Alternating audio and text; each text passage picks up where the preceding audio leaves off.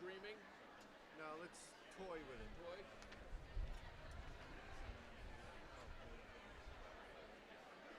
Dana, you haven't tried fish this morning?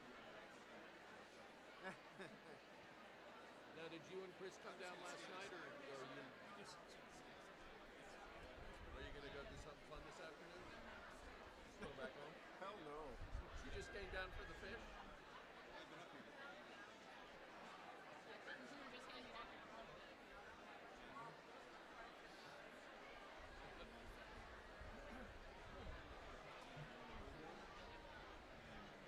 Get another 5 minutes, so.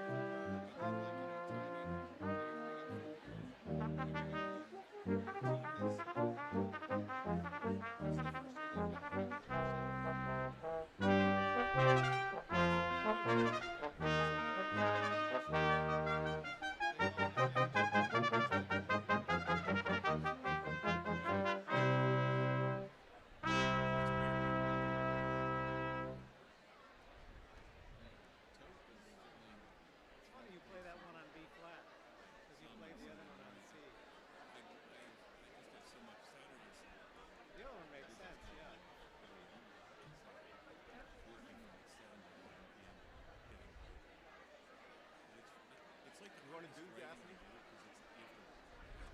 Yeah. So what are we doing? Tell me what you really think. I was just Spanning a lot of note, and then I saw them when they were doing like the senior list. He seemed pretty good. Yeah, he's done a good job. Just get Nobles now. Yeah, Nobles, yeah. They're not Boy, how about those Celtics? Yeah. I mean, Nobles, See what happens, but it's been fun. Yes. Yeah. I got home to see the very last play. That was great for the group. Oh, That was the best play. I heard it as I pulled into the driveway and didn't find out if it was in time. I got out of the car and I heard a yelling from the neighbor's house, like four doors down, and I figured, oh, it must have been in time. Let's run this through. He's going to make an announcement Okay. in 2 minutes. Spend a lot of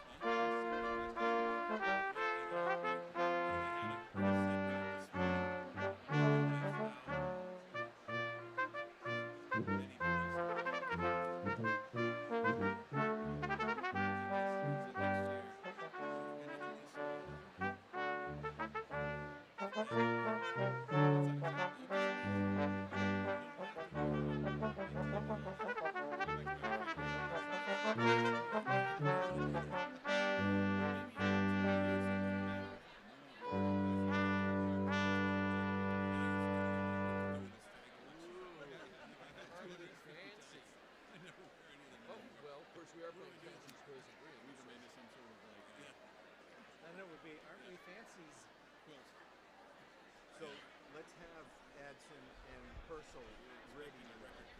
Adson and Trump along now. Okay.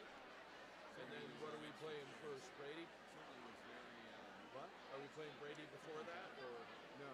No, Adson is our next piece. Okay. Well, Adson is for the processions. I'm trying to think if there's something really short we could do, but I don't. We just played all the short stuff. The second hymn there. That's what she said. Lydia says they sang it at Windsor too. After graduation, and they had it memorized. Jerusalem? Yeah. And then Reynolds was We could have the other rehearsal. Let's do the first of the three pieces after he makes this announcement. Oh. Good morning, everyone. We're going to begin our Prize Day ceremony in 5 minutes. 5 minutes.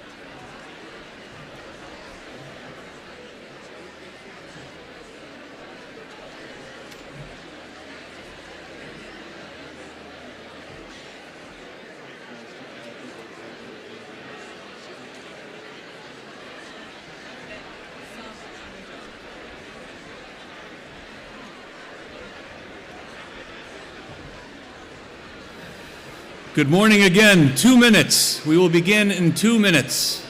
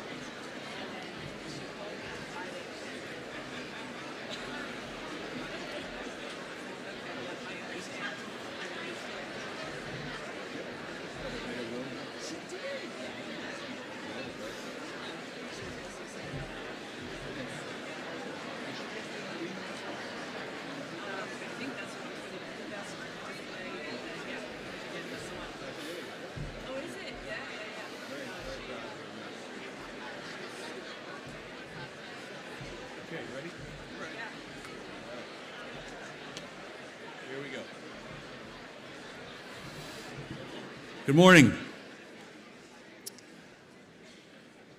At this time, I would ask all of us to please rise and join me in welcoming Brooks School's faculty.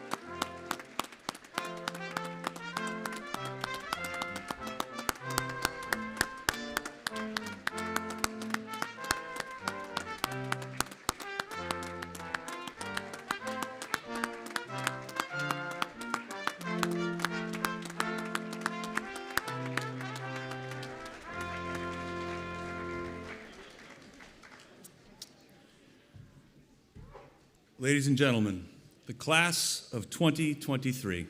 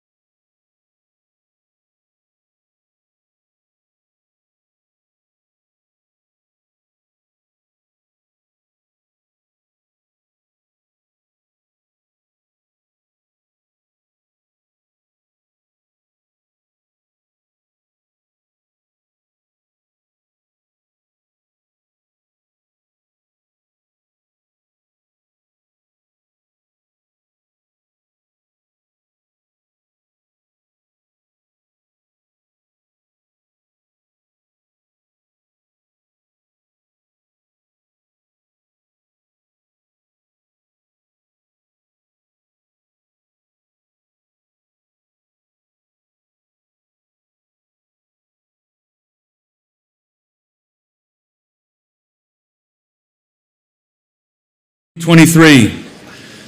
It is my pleasure to welcome parents, guardians, grandparents, family members, friends, alumni, and alumni to our 92nd Prize Day.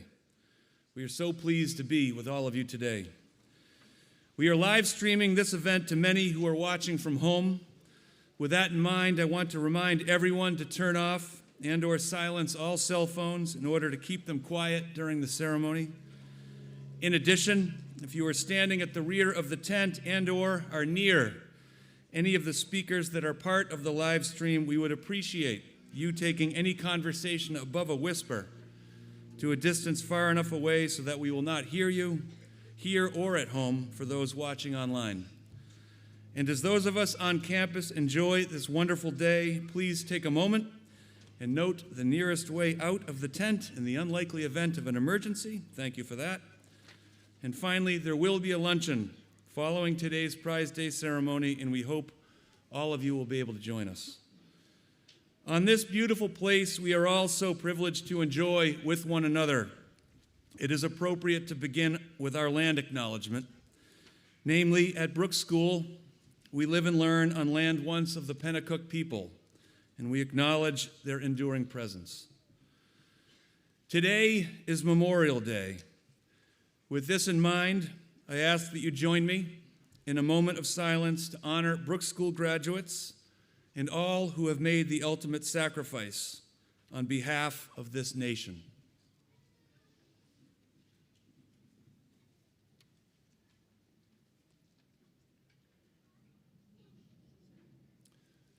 Thank you.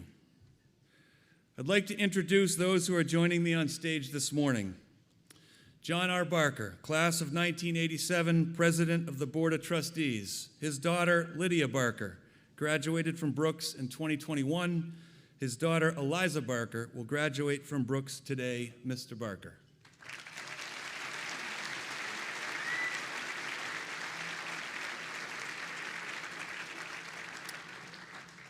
Cheryl M. Duckworth, trustee. Her daughter, Tori Duckworth, graduated from Brooks in 2022. Her daughter, Abby Duckworth, will graduate from Brooks today. Miss Duckworth.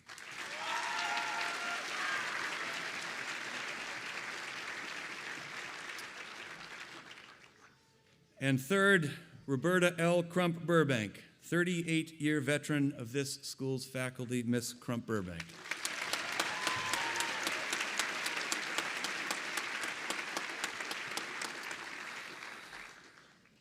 To parents and guardians of today's graduates, I received a note just last week from a past parent who had made a gift to the school and wanted to share how life was going for his 3 Brooks School graduates who are now well into adulthood. He wrote about their graduate school experiences, their career paths and successes, and while not explicitly, he conveyed a palpable optimism about where their lives were headed. His pride in who his children are continuing to become was so nice to feel through the note. And he finished by writing, "Brooks prepared them well."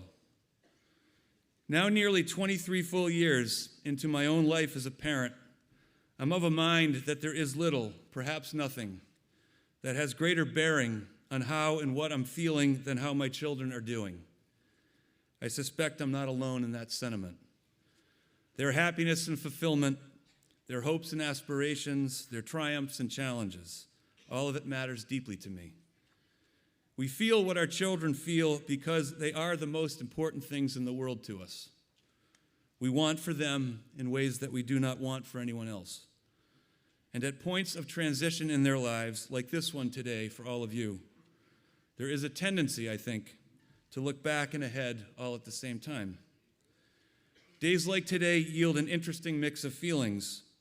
A yearning to claw back the time that seems on some level to have mercilessly evaporated, and a tangible optimism about what is still to come. There is a justifiable pride, a dose of loss, and a mix of excitement and hope and uncertainty all wrapped together. It's quite a day for parents and guardians. Earlier this year, Washington Post columnist Michael Gerson passed away at just 58 years of age. While I'm not an avid reader of the Post, I knew of him as an occasional guest on the PBS NewsHour. In the course of celebrating his life over the days following his passing, the Post republished a piece he'd written nearly 10 years ago about dropping his son off at college. It is titled, "Saying Goodbye to My Child, the Youngster."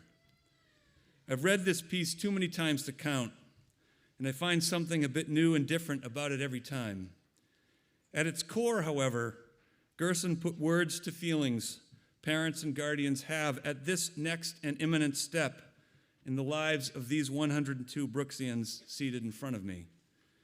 While the piece is tinged with some lament about having reached this station in life, it illuminates in beautiful prose the depth of feeling those who are so fortunate to be parents and guardians have for their children. About leaving his son at college, Gerson wrote, "I put on my best face, but it is the worst thing that time has done to me so far." That moment at the dorm is implied at the kindergarten door, at the gates of summer camp, at every ritual of parting and independence. But it comes as surprising as a thief, taking what you value most. When reflecting on the likelihood that his son would experience the same homesickness that he did as a freshman in college, Gerson wrote, "With due respect to my son's feelings, I have the worst of it. I know something he doesn't. Not quite a secret, but incomprehensible to the young. He is experiencing the adjustments that come with beginnings. His life is starting for real. I have begun the long letting go." And as he nears the end of the piece, Gerson wrote, "Parenthood offers many lessons in patience and sacrifice, but ultimately it is a lesson in humility. The very best thing about your life is a short stage in someone else's story, and it is enough." What I do know with certainty is that this class of 2023 is ready for their lives to start for real. I also know that they are ready because of you, because of your care and love for them, because of your devotion to and want for them, because of all you have done to position them to take this next step in their lives, full of the confidence and optimism they have every reason to feel. You have done well. When I do respond to the past parent who shared how his Brooks School children are doing in the early stages of adulthood, I will signal that it was we who prepared them well. The school, him, his family, all of us. You have entrusted the most important part of your lives to us over these bumpy years. Thank you for that trust and belief. We all have a lot to be proud of today. With deep appreciation for all the time and support they have invested in this school and the experience their children have had through these years, I ask all of you to join me in thanking the parents and guardians of the class of 2023.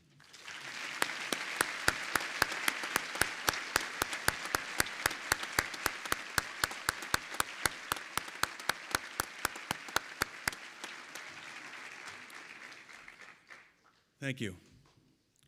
Now some thoughts about the school's faculty. As I move further into my life as a faculty member at Brooks, there are a growing number of occasions and events when I'm visiting with former colleagues and alums who I taught or coached or advised or worked with or just knew at an earlier point in the school's life, at an earlier point in my life. In ways that are predictable, sad, and celebratory, all at the same time, these events are occasionally memorial services, remembering members of this community after they have died. Earlier this spring, we hosted such an occasion for a former faculty member who taught English here, among many other things, for 31 years. When I received the news of his passing last July, I worked on a letter to all community members who were at Brooks during those years. In the wake of sending that letter, I was the recipient of dozens and dozens of replies from graduates stretching from 1964 to 1997. They were tributes of all shapes and sizes to the role he had played in their lives. They were inspiring to read, and they spoke to how we reach students in ways that hold when we are at our very best. Teaching and coaching and directing and dorming and advising and being a faculty member at Brooks School requires a diverse skill set. It requires an enthusiasm for the opportunity to be immersed in the whole lives of our students. It requires a comfort with a certain discomfort that every faculty member faces by virtue of not being expert at every component of the job, because none of us are. And it requires a growth mindset and openness to learning and approaching our many roles in dynamic ways. We all can and need to be continually shifting, improving, and rethinking approaches when they fall short. The day after the memorial service for this former colleague, I received a long note from another former colleague who had attended the service. He was reflecting on how much he had enjoyed reconnecting with so many people, and this led to some thinking about his own teaching, which was brilliant by any measure, during his own 31-year stretch on this faculty. He wrote the following: "I was reminded how much I loved teaching at Brooks and how much I miss it, especially teaching fourth formers of all people. For that's where teaching really took place, I think. I was trained to lecture. It was assumed that the audience was aware of and accepted the significance of the subject at hand, had the skills to cope with its complexity, and with a bit of guidance could proceed largely on their own in its investigation. Obviously, that was not the case with the fourth formers. So it was necessary to be, on the one hand, a preacher extolling the subject's intrinsic fascination and value, a coach developing the necessary skills, and a cheerleader being a sort of little engine telling them that they could. That teaching enriched my life. I am grateful to Brooks for giving me the opportunity to do it, and I miss it more than I can say. I'm not certain about a lot of things, but I am certain that this former faculty member did not begin here thinking his 31 years at Brooks would unfold in the manner that they did. He did not begin here with all the skills he needed to become the teacher and advisor and mentor and leader that he was through those years. And he retired well short of having honed all the skills that my colleague seated to my left possess as a whole. A football coach, he was not. Yet it was his openness to coming to see and feel the wonders of fourth formers, what he could teach them and what they could teach him, that has stood the test of time. The challenge and opportunity of teaching at Brooks is that it is much more than just teaching a discipline or commanding a subject matter. It is about connecting with young people in ways that grab them, in ways that hold, in ways that leave them feeling certain that they matter. At the root of it, at the very foundation of what we aim to do here, with a mission that points in the direction of realizing the most meaningful educational experience our students will have in their lives, is this final point: being certain that our students know beyond a shadow of doubt that they matter. The scores of notes about the former colleague whose life we celebrated in April revealed that he did that. The former colleague who now thinks first of teaching fourth formers when he recalls his years here did that as well.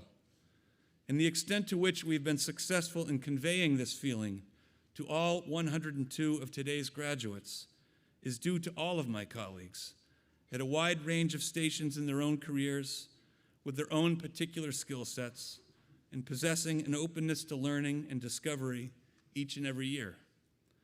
There is not one graduate today who looks in this direction and does not see someone who has been central to their life, who will be central to their life for the rest of their lives. And I could not be more proud to work with people who are so deeply committed to realizing what we feel and celebrate today. So I ask all of you who are not members of Brooks School's faculty to join me in thanking those who are for all they have done to help steer the class of 2023 to this day.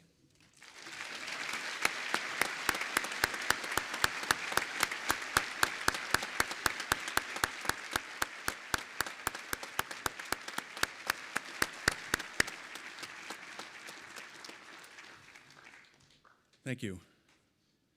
The end of the school year brings with it an opportunity to bestow some honors on deserving colleagues who are continuing at Brooks, and to thank a few for their extended service to the school ahead of exciting next steps in their careers or initial steps into retirement. I'll start with the Reverend George F. Vaught Prize. The Reverend George F. Vaught Prize, given by the Sededicati family and awarded by the head of school to honor a member of the faculty who, in their first few years, has made special contributions to the school and exhibited notable professional growth. This year's George F. Vaught Prize goes to Alexandria Jean Sacco.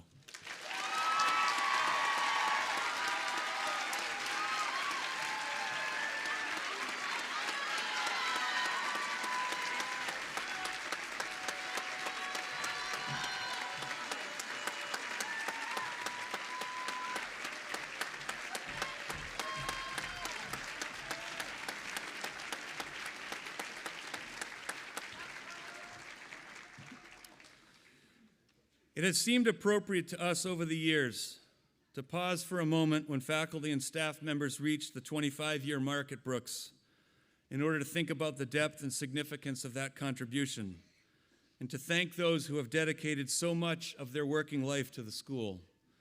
We have 3 such honorees this year. The first of these 3 is finishing her 30th year living on this campus, and all of us who have been here for some or all of that stretch of time have been so fortunate to draw from her extraordinary generosity of spirit, her kindness, and the grace and professionalism with which she approaches everything she does. At different points over 27 of her 30 years here, she has served as a dormitory parent, as a fixture in the school's store and mailroom for many years, and now as a beloved member of our admission office for the better part of the last decade. There is no admission office employee at any school anywhere who leaves visiting students and families feeling more welcomed than she does. That is a fact, not an opinion, and I'm confident that all in this graduating class of 2023 would agree. In ways that are always under the radar, always thoughtful, always community-minded, she has given of herself in a manner that has enriched life at Brooks for others again and again. She's done this as a member of the staff committed to improving life and work for all at Brooks. She has done this as a devoted parent of 2 boys who grew up here, attended Brooks, and are now into their lives as adults. She has shared this life with her husband, a 30-year veteran faculty member, teacher, and coach, and she has forged too many meaningful relationships with employees, parents, and students over the years to count.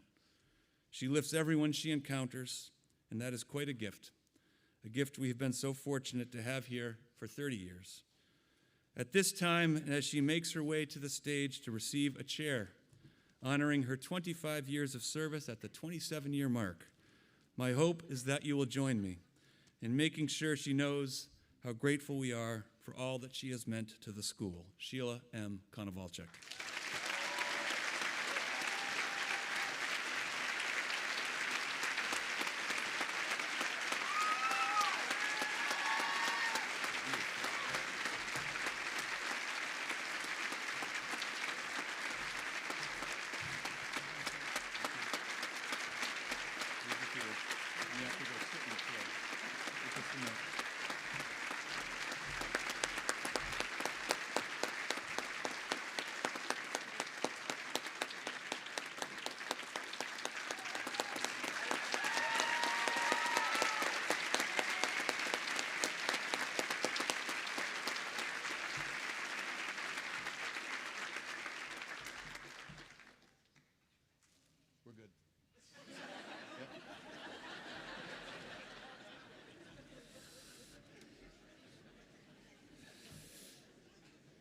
Our second honoree has spent his entire distinguished career serving independent schools, and we've been the beneficiary of the lion's share of this service, 25 years and counting.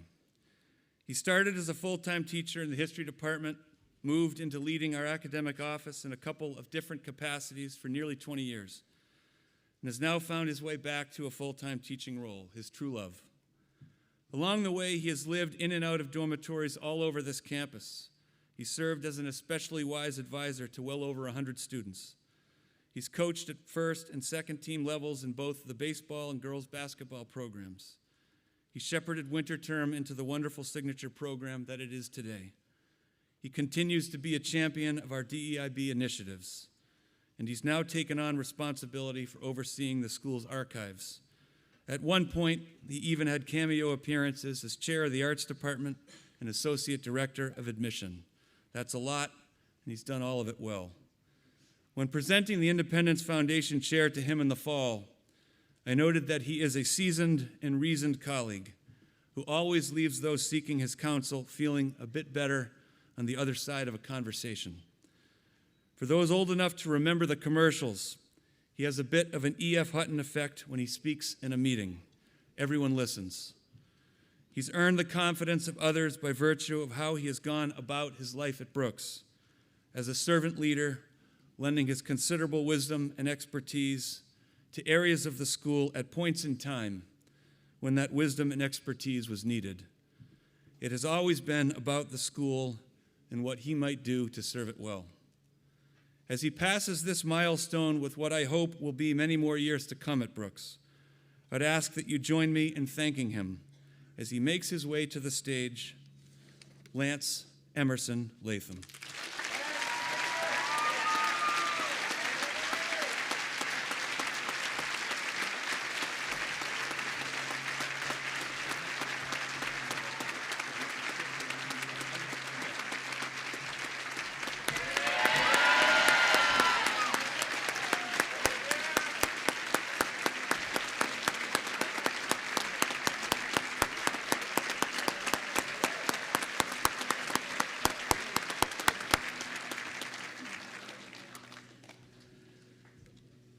I suspect this final 25-year chair honoree did not imagine a 25-year stay at Brooks was in the cards when she first began doing some work here back in the late 1990s.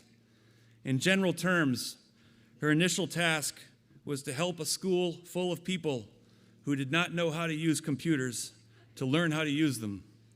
This is overly simplified, perhaps, but email was brand new, websites were novel, and we had a lot to learn. We kept her busy. Over the earlier stages of this quarter century she has spent here, her work was focused on our information technology department as head of our summer computer camp and as a support to colleagues trying to find their way with new approaches in the classroom. By virtue of doing such good work, she has found her way to a deeper and broader role over the years, teaching, pinch hitting in the library when we needed help, proving to be an exceptional advisor, investing time in our exchange programs because of her belief in them, and stepping up to lead those programs this year as we return to offering them after a 3-year hiatus. Yet of the many contributions she has made to great effect over the years, her stewardship of the school's learning management system on Brooks has literally kept all of us on schedule each and every day. The school's wheels don't turn without her, and I really don't have any idea what we would do if she left. We'd be back to pencil and paper. Both of her girls are graduates of the school, and her husband taught and coached here for many years. The school has been a big part of their lives, and they have been a big part of the school's life. With deep admiration for how she has gone about contributing in so many important ways, and as I invite her to the stage, I'd ask that you join me in thanking her for 25 years of dedicated service to our school. Lisa Semino Saunders.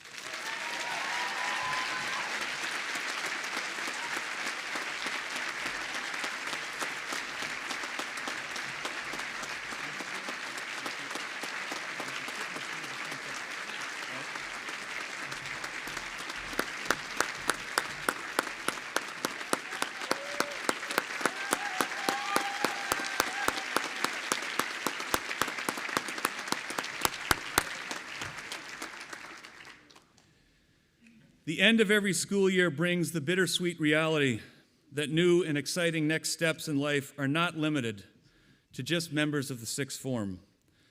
After long careers in education, and at Brooks in particular, we have 3 colleagues moving on to next steps in their lives and we would like to use this opportunity to thank them for their service to the school.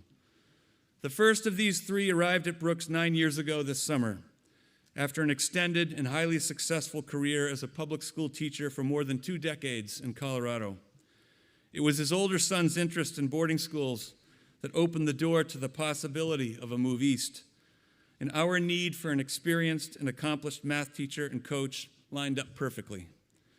Before he knew it, he was living in Thornhouse with his family, teaching math in a brand new setting, coaching football as he had for most of his life, and leaning into all the opportunities we have to work with students in so many unscripted ways. To suggest that he was a quick study would be an understatement. He is a superior math teacher and has served as chair of the math department for most of his time here. He continued to coach football and enjoyed considerable success in that program, including the development of a current NFL star. He has been a devoted advisor, as all of his advisees would attest. He has earned the respect and admiration of his colleagues many times over.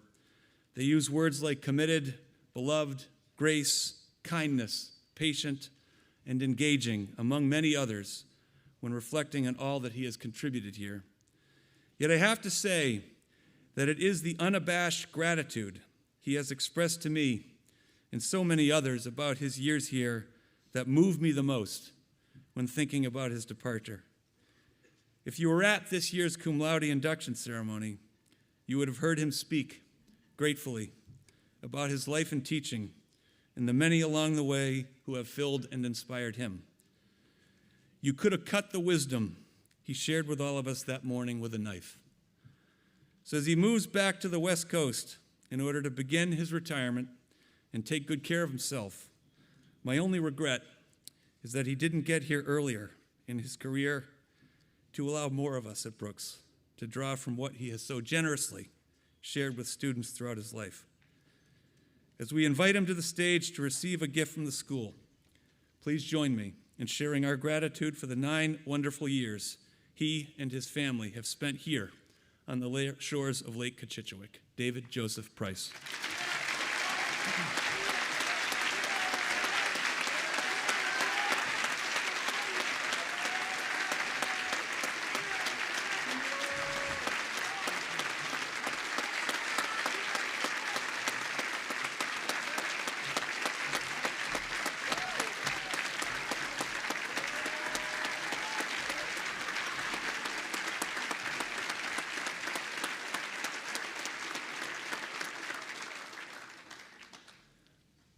Let me set the stage for when he arrived at Brooks in 2006 as the first and only director of communications and marketing our school has ever known. Facebook had been launched 2 years earlier, with YouTube following in 2005. MySpace was all the rage. Twitter came in the year he arrived. Instagram and Snapchat were 4 and 5 years away, and no one had any idea what TikTok and Be Real were. I still don't. Our school communicated with the world largely through printed materials. We sent letters in the mail. We reached our community and prospective students and families in person. Zoom was something out of a science fiction movie. I could go on. The point I'm trying to emphasize is that when he started at Brooks, the manner in which our school communicates internally and externally was in the dark ages by today's standards.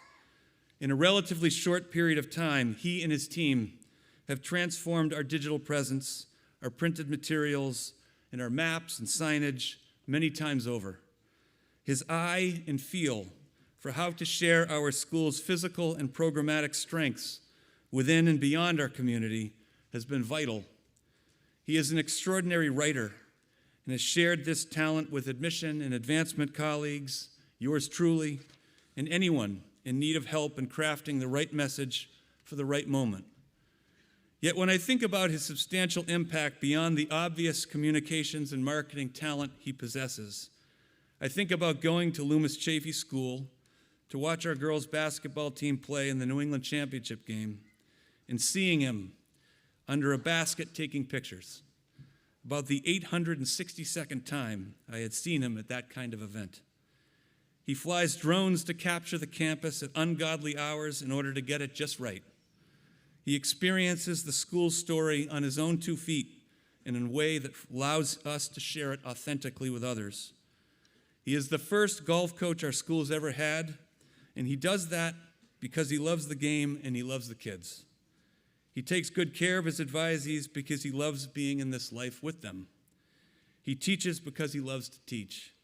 He does all of these things because he is the consummate school person who also happens to be an incredible director of communications and marketing. As he celebrates Casey today, his third son graduating from Brooks, he'll be heading to Woodbury Forest School this summer to lead their communications and marketing team. My hope is that they fully appreciate the gem they are getting. As I invite him to the stage to receive a gift from the school and thanks from all of us for the ways in which he has embedded himself in Brooks school life, I ask you to join me in making sure he knows how grateful we are. Lawrence Daniel Callahan.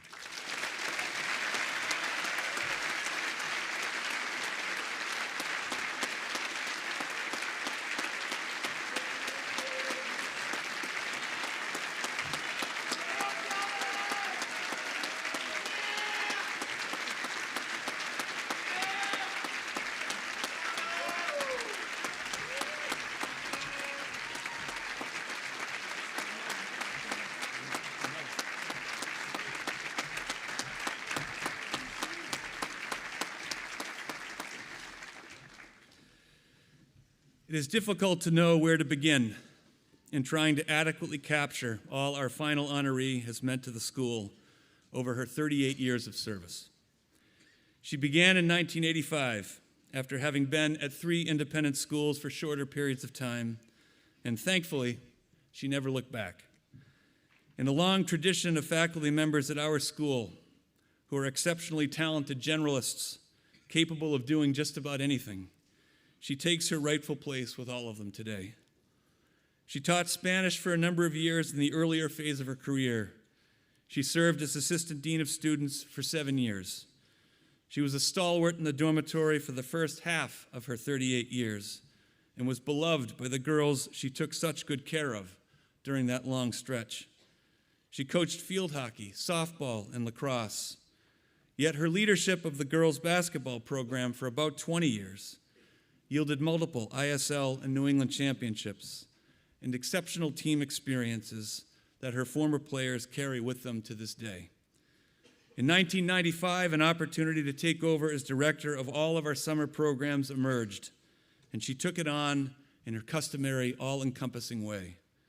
The range of offerings grew in number, and the quality of the programs we ran, hosted on the campus increased dramatically.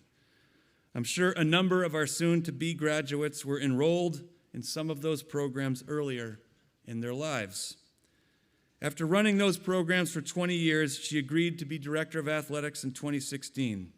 She has served in that role for the past 7 years in much the same way she has served in every role she's held for all 38 years, tirelessly, responsibly, effectively, thoughtfully, and in a way that always puts students first.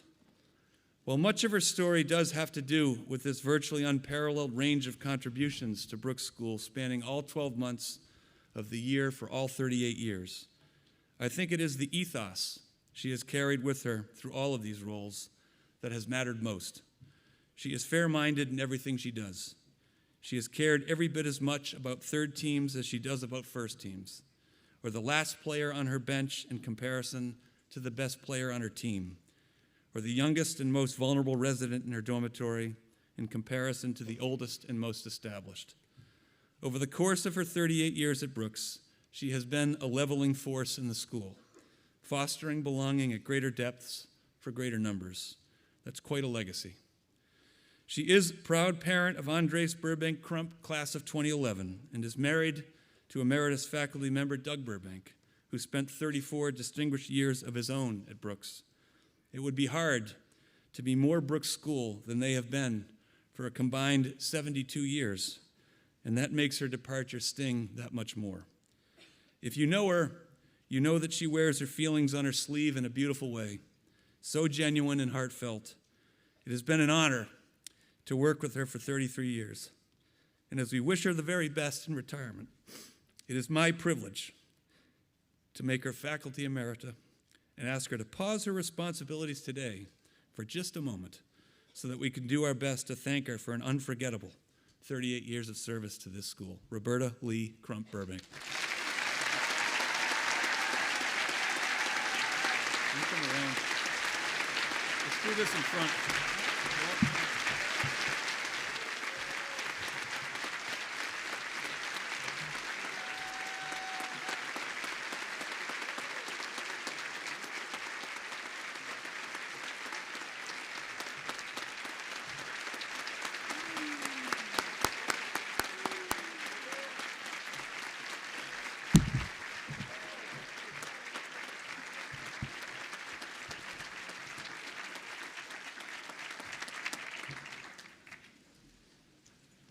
At the beginning of the month, we had about 100 alums, trustees, parents, and past parents back to campus for a day of exploring the school's thinking about where it should go from here with our centennial just 4 years away. There were alums spanning 63 graduating classes from 1953 to 2016. The day was full of all we hoped it would deliver, and evidence, I think, of how much Brooks School has mattered to so many who continue to feel ownership of it well beyond the years they spend here as students. On this day, however, our school belongs more to the class of 2023 than it does to anyone else. It is more theirs today because they have given to it and drawn from it in ways that have secured what I trust they hold in their hearts and heads this morning, a treasure chest full of relationships and experiences that will continue to feed and sustain them for the rest of their lives. Their journey has not been ordinary. There is no disputing the fact that these years have been disrupted in ways that were unimaginable when most of them started at Brooks back in the fall of 2019. And while I have no desire to revisit in any detail the masks, the tests, the screens, the distancing, the isolating and quarantining, all that so compromised how we like to spend time together here, I do have a desire to share how well this class of 2023 has done through it all. Theirs is a story of resilience and community. At one of the 3 Chipotle dinners we hosted at our home last week, Kim and I were sitting at a table eating what continues to be the meal of choice for a good number of this group. And the conversation with about 5 girls turned to their 4th form year. I was readying myself for some deep sighs and various expressions about how glad they are to be through that phase in their lives. And to be clear, they are. Yet as they talked about the better part of a year spent in what we sometimes called our bubble, imperfect as it was, all they did was talk about how much fun they had. They talked wistfully about being locked down with one another, no escape in sight, and weekends when there was nothing else to do beyond enjoying one another's company, immersing themselves in that particular version of Brooks School life. And while none of them would go back in time and do it all over again, I did not detect even a hint of self-pity or regret. I know well that the experience we all had through that acute phase of the pandemic was much harder for some than it was for others, and especially hard for those who weren't physically here. But the experience these girls shared is not the only one of its kind. I've had lots of conversations with members of this class who feel similarly, who have forged deeply meaningful relationships that they in some way attribute to the circumstances they endured and the obstacles that were put in their way, and I think that's pretty amazing. This class of 2023 began their lives at Brooks with headwinds that they found ways to overcome. In the course of that journey, they stumbled upon a resilience that I suspect some of them might not even be all that conscious of today. They just kept going, kept caring about being here, kept connecting with one another, and kept fostering and contributing to community by caring so much about their school. And in this 96th Brooks School year, with restrictions that were a part of their lives for the previous 3 years, finally, in the rearview mirror. They were its lead authors, flourishing in the classroom, on playing fields, on stage, in chapel, and as leaders of the many communities that contribute to the whole and wonderful community that we are. At the beginning of the day with alums, trustees, parents, and past parents earlier in the month, I shared my admittedly subjective view that the school is thriving. I did that confidently, unequivocally, proudly, and with a deep appreciation for all who have helped Brooks School continue to evolve in a direction of being a better version of itself. Yet I also made this claim because of this group of 102 who are center stage today. They have been pivotal to helping the school bridge a once-in-a-century phenomenon by wanting to be with one another, by wanting to be at their school. So when I think ahead to where they might be in their lives at their 25th reunion in 2048, or at their 50th reunion in 2073, I'm confident that they're going to want to be here every bit as much as those who returned earlier in the month and those who returned throughout their lives, because they have worked so hard to have the experience they have had. They have enriched the lives of one another and all at our school in ways that leave me believing the school will matter to them for the rest of their lives, and how fortunate the school will be. Before closing, I want to take a few minutes to share moments and memories and some of what comes to mind when I think about this class of 2023. Their capstone paper presentations were spellbinding and of a depth and quality that would rival comparable projects at any school in the country. When presenting certificates to this year's cum laude inductees, I was struck by how extraordinary this group has been in ways that extend well beyond their impressive performance in the classroom. Their piano prowess was a sight to hear and behold, and we were so fortunate to have that talent in our midst. I will not forget their peer advisor announcements at the beginning of chapel, skillfully sharing important messages in ways that made them known and in ways that made us laugh. Well done. They led a football team that flipped the script, won a bowl game, and carried the memory of their friend with them every step of the way. She gave me a copy of her book, which I'm looking forward to reading, but it is the note she wrote inside the cover that says more about her character. The visual artwork of so many of them enlivened spaces that would otherwise be empty and barren without the beautiful drawings, paintings, and photographs we are so fortunate to take in all year long. What talent. His great-grandfather was in the first Brooks School graduating class of 1932, and in just a little bit of time, he will be the first fourth-generation graduate our school has ever had. More importantly, he is terrific all on his own. Lots to be proud of there. The many who performed through the years and at this year's Brookstock at Night event in particular, again, what talent. Their performance at the Kingman Golf Tournament and his hole-in-one at Newport Country Club, the first and only in our school's history. They were roommates for 4 years, and who knew that they had a cottage industry making and selling all sorts of food until the full kitchen they had assembled in their room was finally discovered.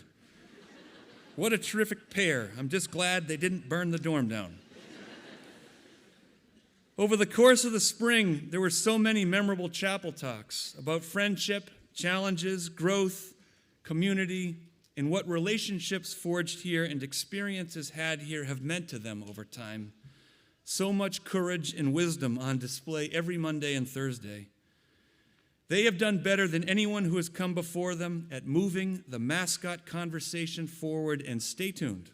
The work will continue. 17 of them have added up to an infusion of talent and commitment to our crew program, and those contributions have the program succeeding and ascending in ways that were out of reach before they arrived. After I persuaded the school that the dew point is the only weather measurement that actually matters, he wrote this to the school: Good morning, Brooks. I hope everyone is having a great morning and getting their most meaningful education.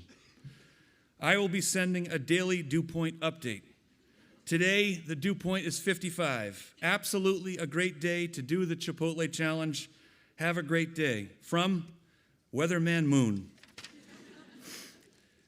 This group researched and wrote the school's land acknowledgement in their third form winter term course, a gift that will be with us for as long as the school exists.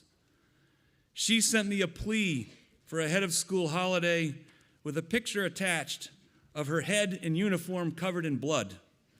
The message read, "My head needs a holiday after the Lawrence game." How could I say no? A few of them led this younger team to its first ISL softball title in 16 years, and no team anywhere in New England had more fun than they did.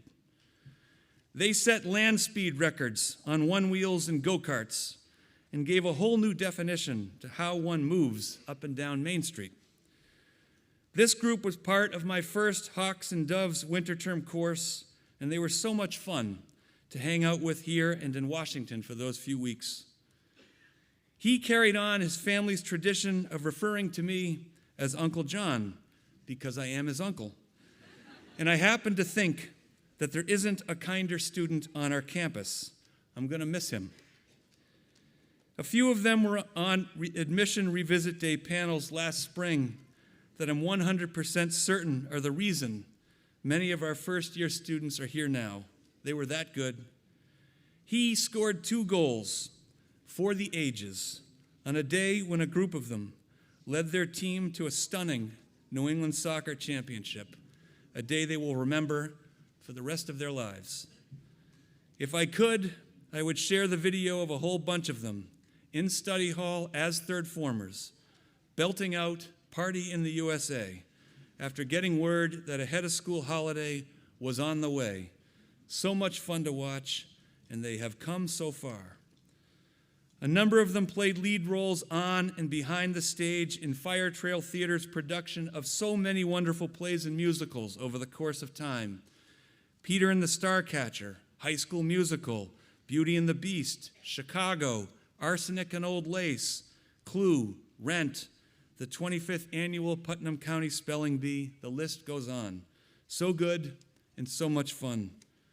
And finally, 8 of them made a conscious choice to spend the majority of their fourth form year living with me in HOS House. Think about that for a moment. While I can't vouch for them as neat freaks, and I continue to be perplexed by their fascination with League of Legends, I wouldn't trade the time I had with them for anything. This class of 2023 spent their early years at Brooks with a lot in the way of settling into a new school.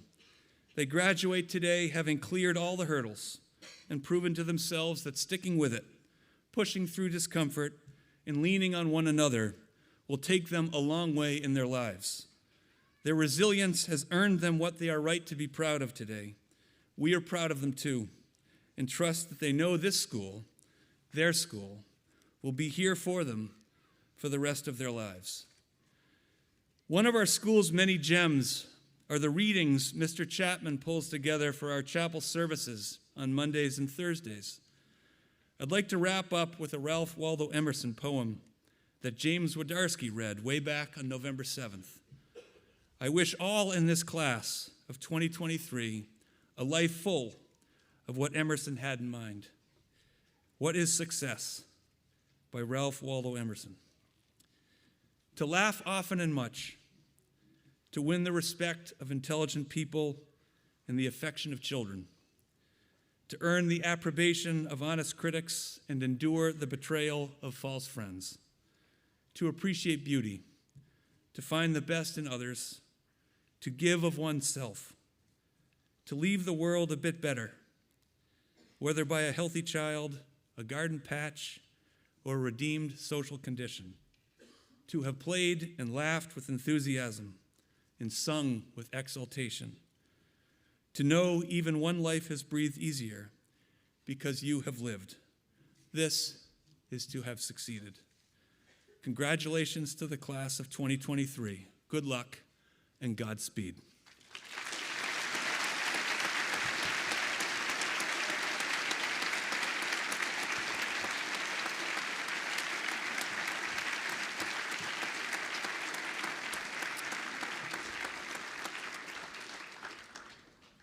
And now it's my honor to present Class of 2023 speaker, Laura Aseye Kahu.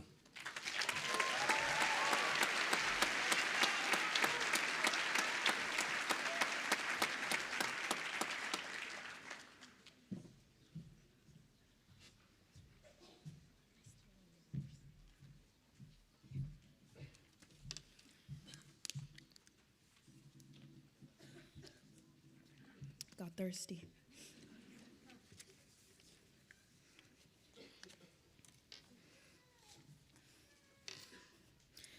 Hey, Black child, do you know who you are?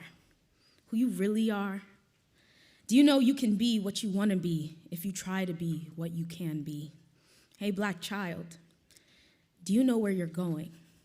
Where you're really going? Do you know that you can learn what you want to learn if you try to learn what you can learn? Hey, Black child, do you know that you are strong? And I mean really strong. Do you know that you can do what you want to do if you try to do what you can do? Hey, Black child, be what you can be. Learn what you must learn. Do what you can do. And tomorrow, your nation will be what you want it to be. Throughout my time at Brooks, this has been the poem I silently recite before I speak or sing, before I sit down for a test, before I play a match, or before I do anything remotely stress-inducing.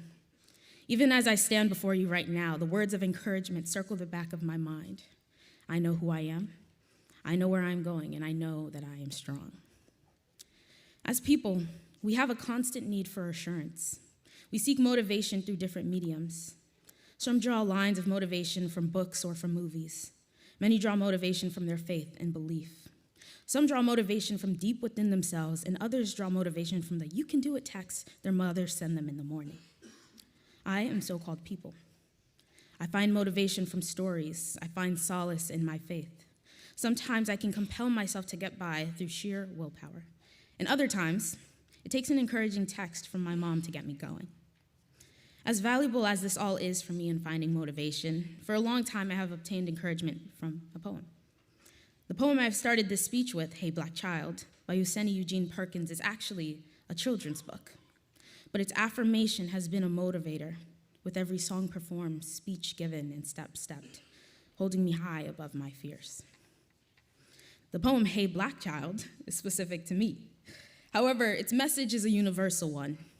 We all have strengths and abilities that we can hound on to make the places around us greater.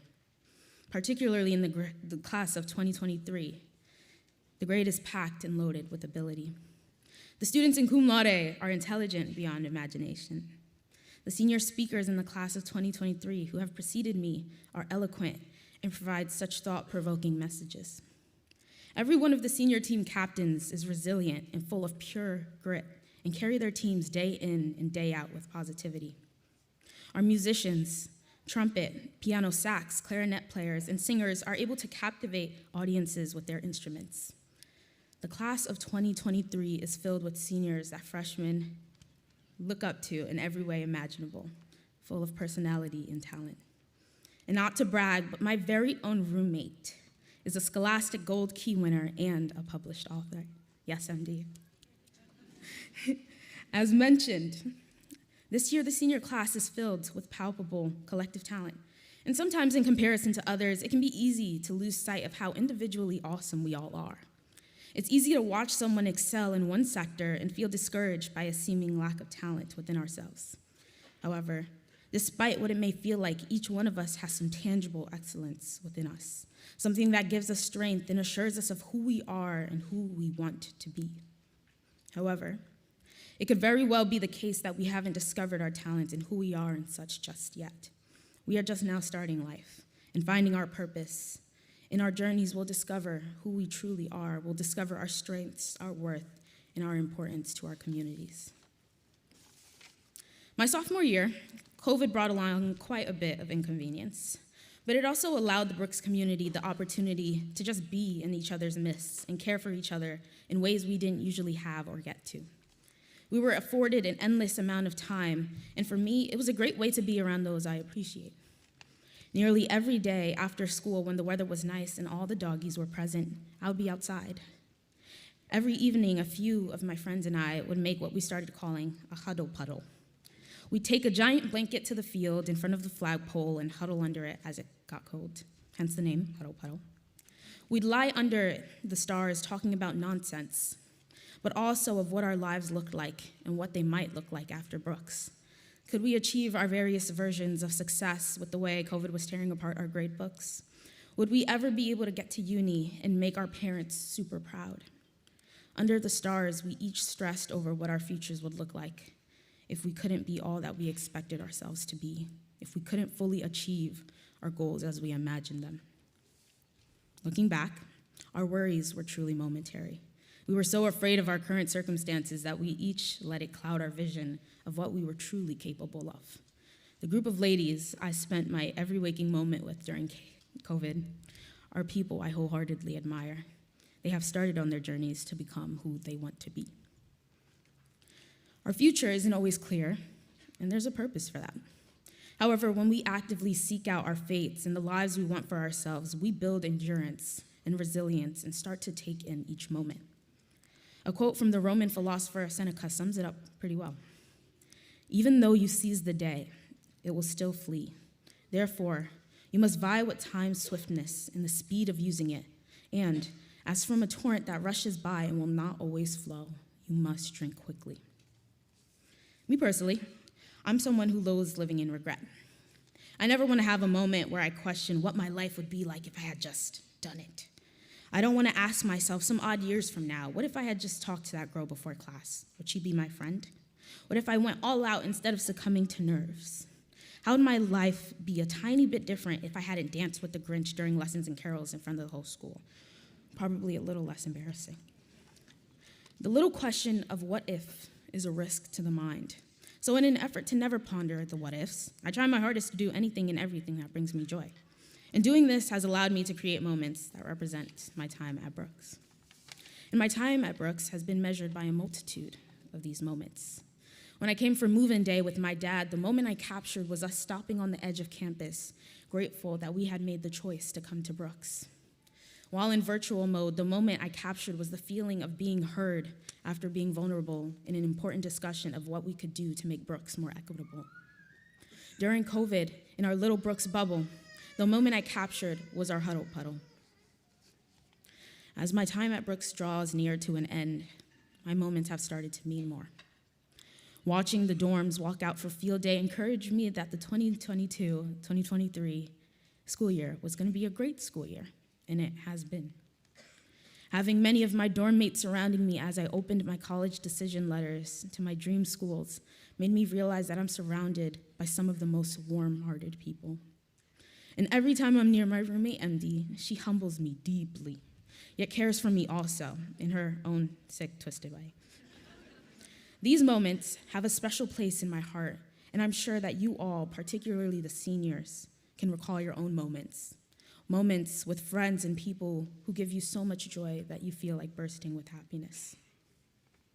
Once in a while, I think about what my life would be like if Brooks wasn't in the picture, and I can't even imagine it. I can't imagine life without my favorite teachers, my friends, my classmates, and this campus. When things get tough, I only have to think about the love I've received here to feel just a little bit better. I hope each and every one of you feel the same about your time here. I hope you have forged connections that will remain tight no matter how much distance lays between you. And hopefully you always find the motivation to keep moving forward despite the what-ifs, despite the unknowns. I have to use this moment to thank our parents for giving us the opportunity to be here and forge these memories with one another, particularly mine. I truly can't believe that we're here, where we are in life right now, and I love you guys so much. The poem, Hey Black Child, the poem I started this speech with, although it was written for me in mind, its essence may resonate with each and every one of us.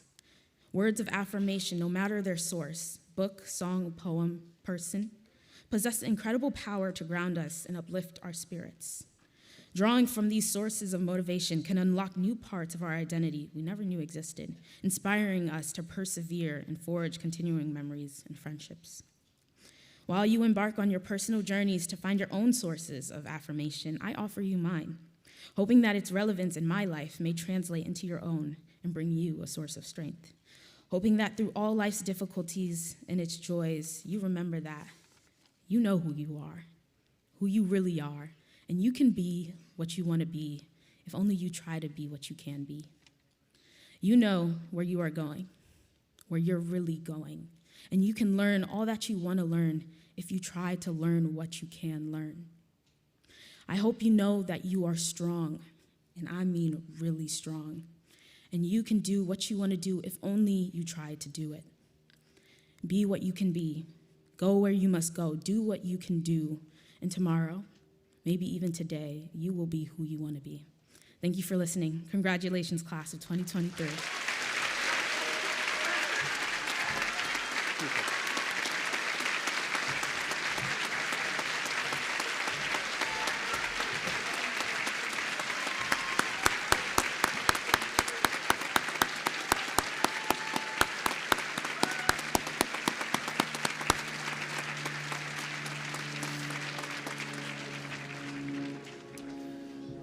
Thank you, Laura.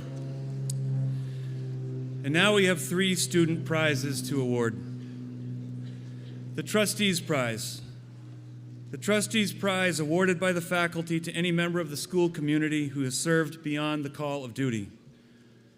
I have a hunch that everyone who knows this young man well can recall the time when they had their first substantive encounter with him. He possesses a depth, a gentle spirit, and a palpable sense of gratitude that cannot help but draw you in. For me, that moment was in chapel during his 4th form year, and when we were still live streaming services all over campus. He had requested to speak, which is uncommon in one's first year at our school, and the combination of what he said and how he said it left me certain that we had something pretty special in him.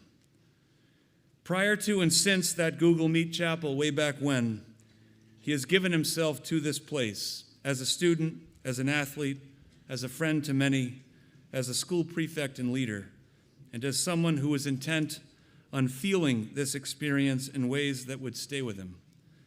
As a result of that investment, I believe the school will stay with him for the rest of his life.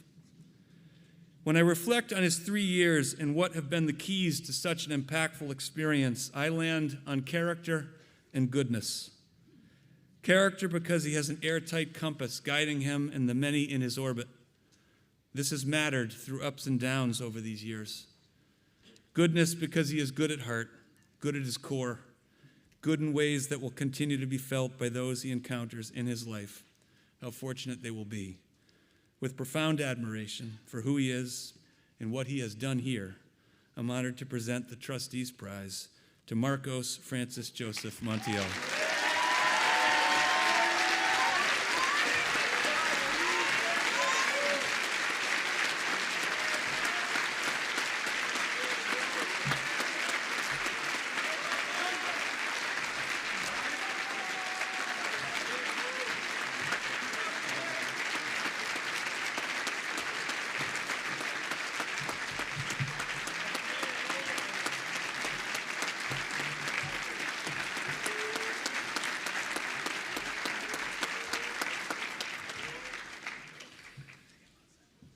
The Faculty Prize. The Faculty Prize given by George C. Haas and awarded annually to a student who has made outstanding contributions to the life of the school. It's hard to know where to begin when trying to capture all this young man has shared with the school during his 4 years here. What is not hard to convey is the depth and breadth of his contributions, astounding teachers in the classroom with his intellect and passion for learning, dazzling all of us on stage with his extraordinary acting, reaching his community in Ashburn Chapel in his own singular and inimitable way, and being a force for good at our school. As a member of our cum laude society, he has consistently been one of the finest students in his class. His teachers have spoken of him as downright brilliant, and have every confidence that he is on his way to a distinguished college career. As an actor, he's had too many lead roles to count through 4 years' worth of wonderful shows. His stage presence and character acting ability have inspired audiences again and again. From Black Stash and Peter and the Starcatcher to Angel and Rent, he's been nothing short of amazing. And as a leader of our Gender and Sexuality Alliance, his introductions in chapel during LGBT+ History Month over the past 2 Octobers were somehow both fun and powerful at the same time. No small feat. Yet a colleague may have captured it best with this: he has been driven by his willingness to inspire others with empathy, compassion, and a will to advance his school to be a better place. He graduates today from a school that is so grateful for the strength of his character, his belief in himself, and the difference he's made. On behalf of my colleagues, I'm honored to present this year's faculty prize to Preston Yuantat Wong.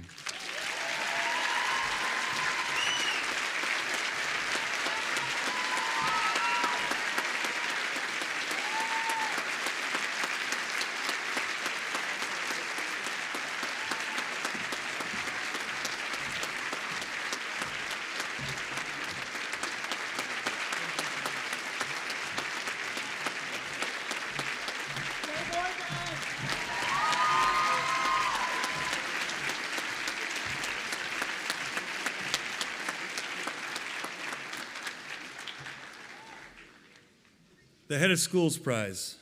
The Head of Schools Prize was given in memory of George B. Case, Jr. I have a distinct memory of my first extended conversation with this young woman at the end of her 3rd form year. The pandemic curtain had dropped in March. We had just endured an entirely virtual spring, and a racial reckoning had gripped the country. We'd been on a Zoom with a number of others. She had shared some thoughts about her experience on our campus through that year, and I wanted to talk with her some more. So we arranged a Zoom for a few days later, and I finished that call astounded by her poise, her maturity, her grace, her dignity, her hope, and the extraordinary depth of her character. I felt both deeply fortunate to have her at Brooks and incredibly excited about what I was confident she would become over the following 3 years. 3 years later, she's exceeded even my highest hopes. When asked in the fall to try to encapsulate all she has been at our school, I tried with the following. She leads from the front, is deeply principled, and will hold an unpopular position if she believes in it. She is courageous. She is a difference maker. She is relentlessly positive, hopeful, and committed to improving communities she is in. As senior prefect, she's been fully immersed in the school's life in ways that have made good on this commitment. When it comes to her singing performances, let it suffice to say that if you hear her sing, you will not forget the experience.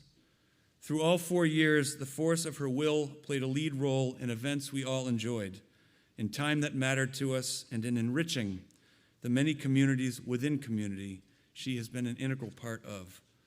As she moves on to a next step in her life, our excitement about what she still is on her way to being knows no bounds. I'm certain we will be proud of her for the rest of her life. With deep appreciation for all she's been and done from start to finish, I'm honored to present the Head of Schools Prize to Laura Aseye Kahu.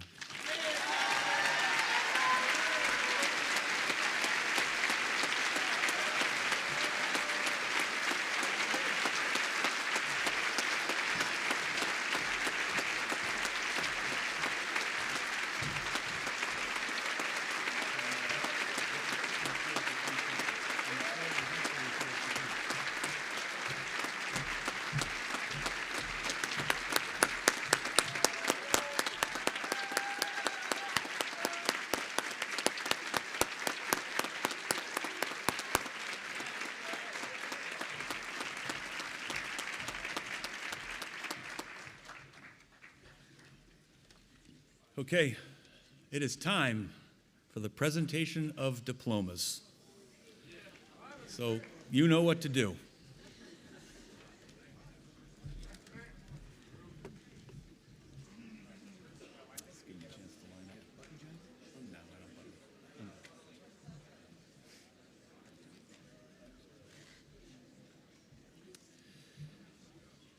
Andrew Gustav Agosti.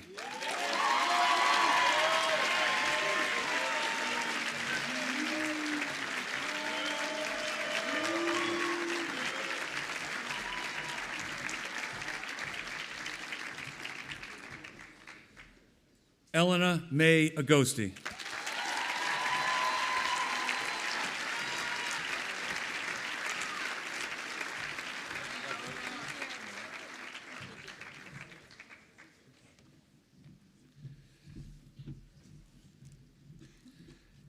Eric Bow.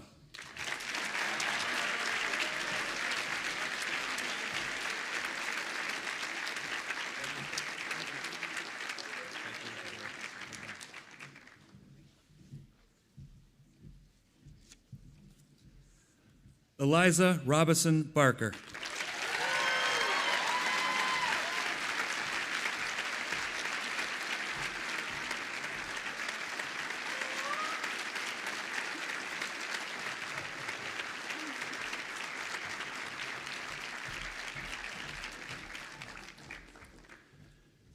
Arihan Chandra Barua.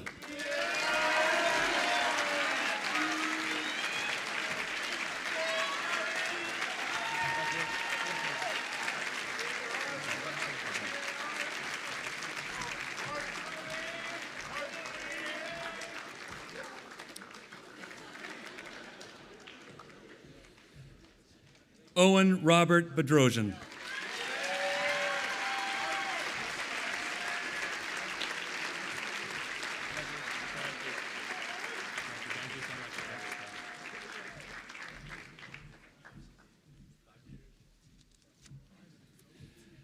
Siwachia Brittany Benjavitvili.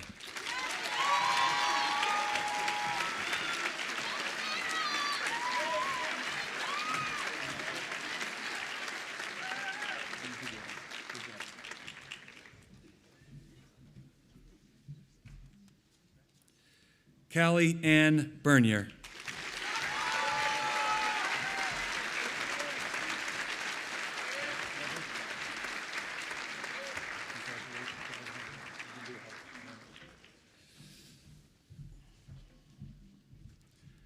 Harrison Anderson Bertos.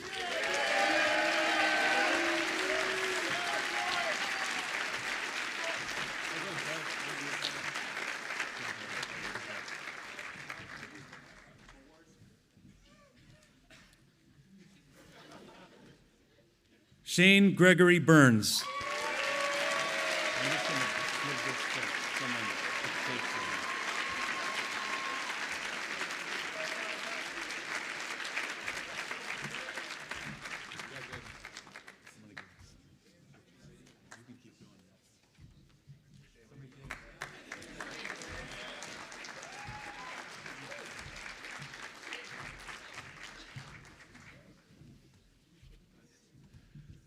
Lauren Eleanor Buxton.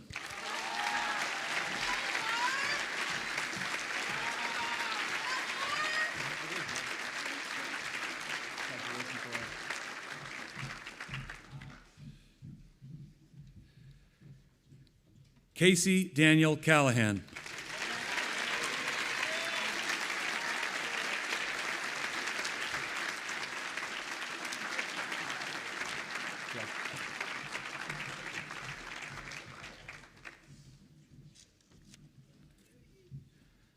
Niall Mayan Carey.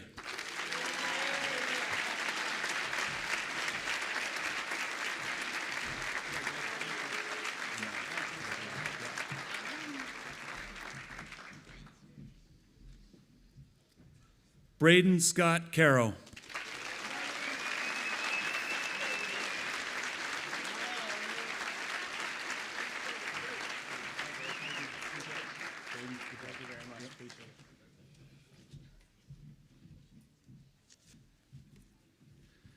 Yufan Jerry Chen.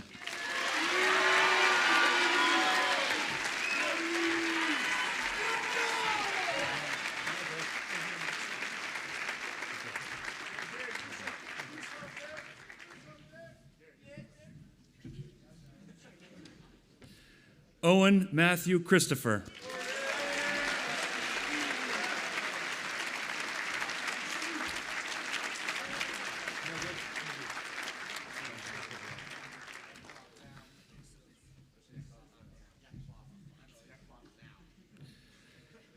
Hewan Noella Chung.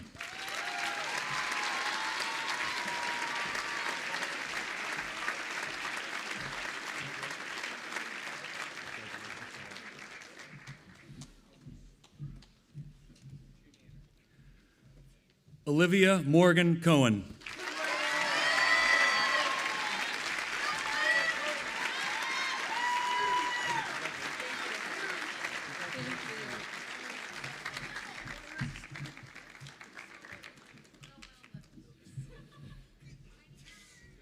Jackson Giovanni Connors McCarthy.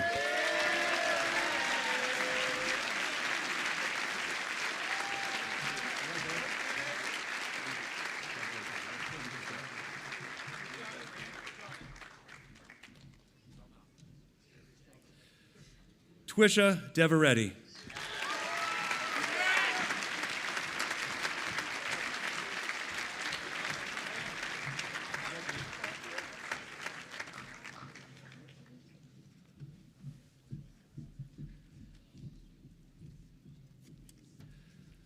Madeline Leah DiNardo.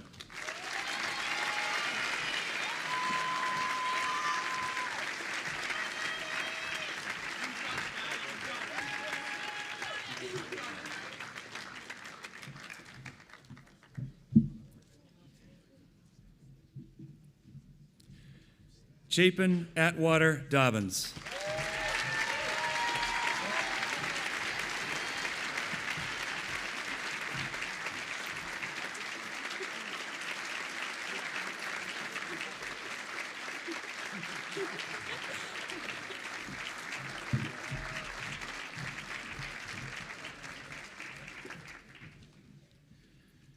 Xiaoyan Katie Dong.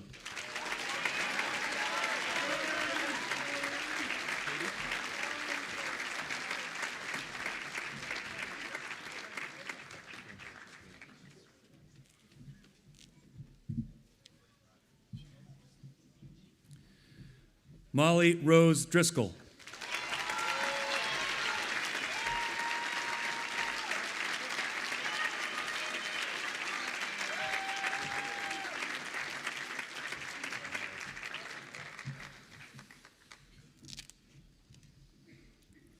Nathan Patrick Dewberry.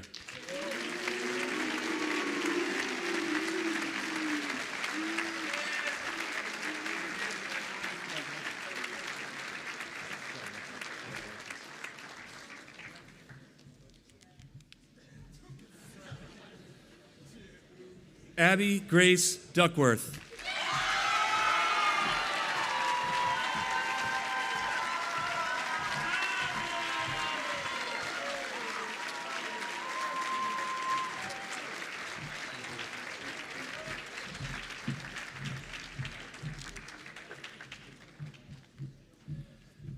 Luke Patrick Dwyer.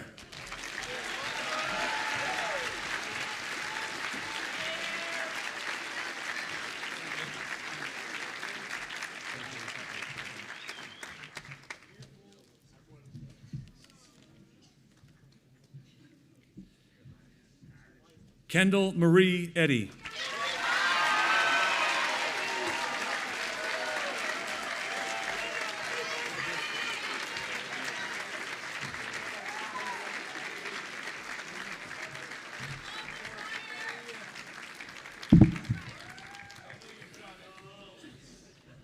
Jeremy Lawrence Emch.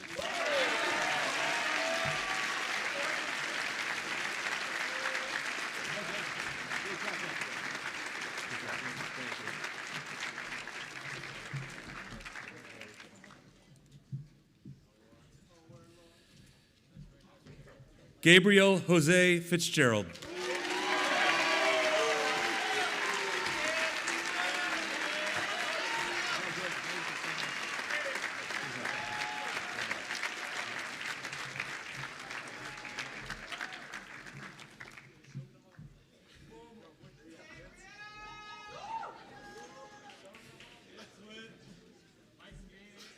Vivian Florence Foley.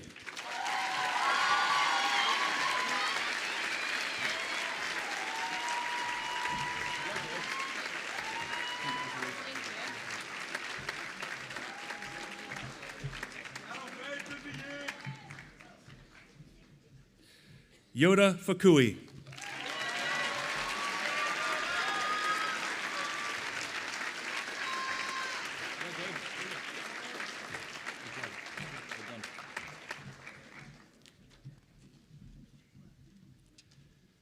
Maeve Christine Gaffney.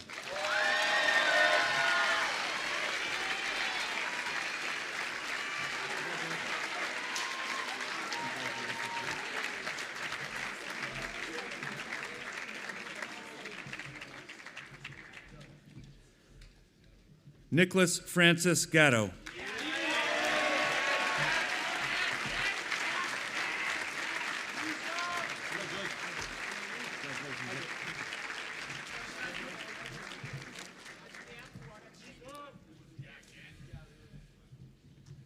Broderick Charles Goodman.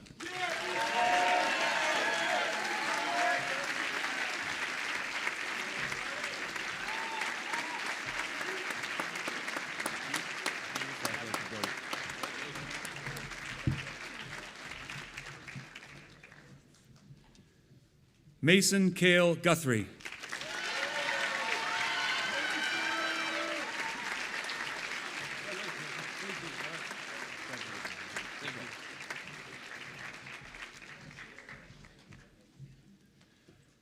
Newell Dawson Hale.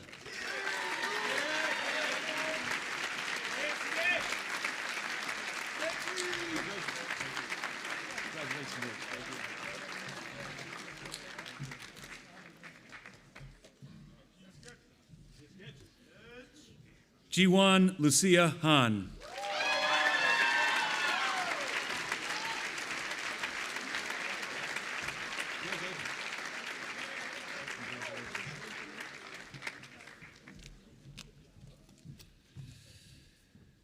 Finn Kevin Hayes.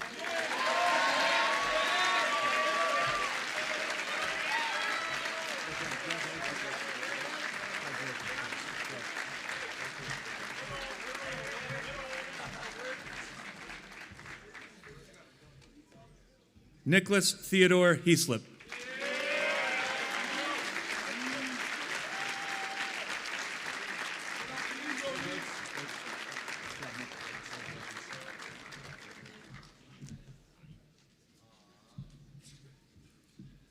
Ryan Roby Hiltz.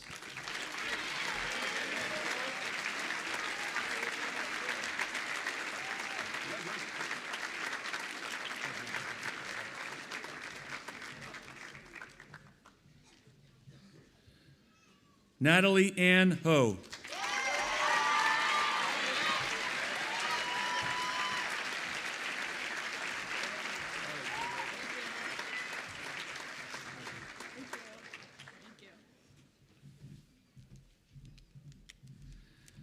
Caroline Eustace Janney.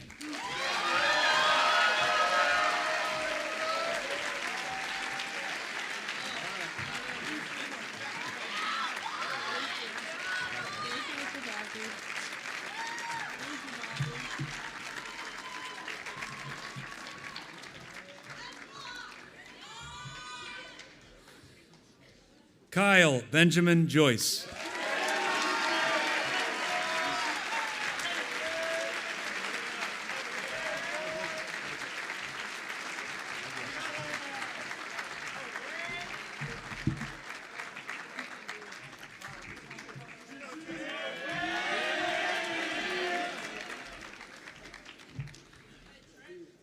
Laura Aseye Kahu.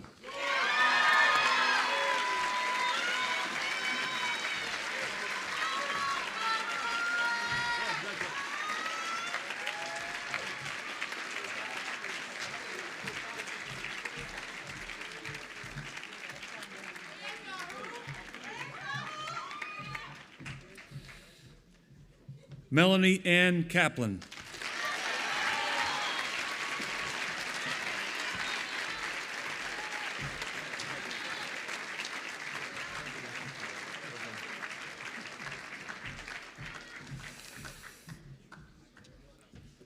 Nelson Avery Lamb.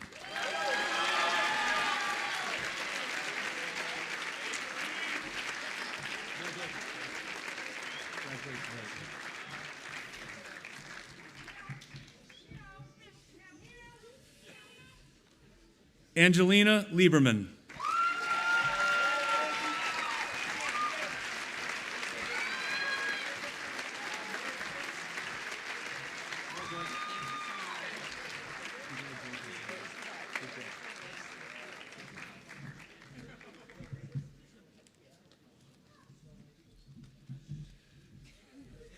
Virginia Alexandra Linval.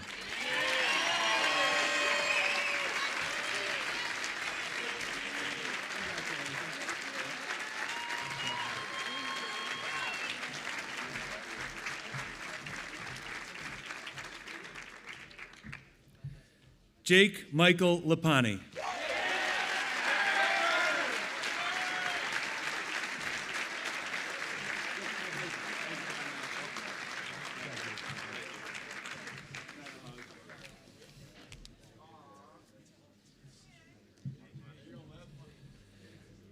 Michaela Ann Littlewood.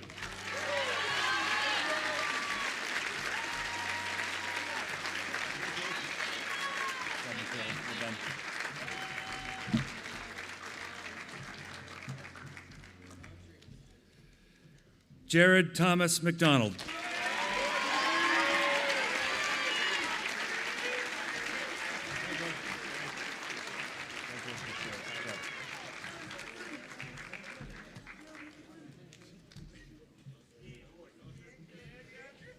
Amelia Rose Mallon.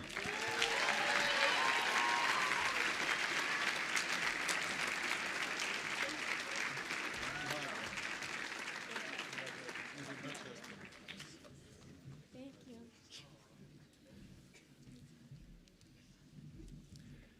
Jaden Ann Maloof.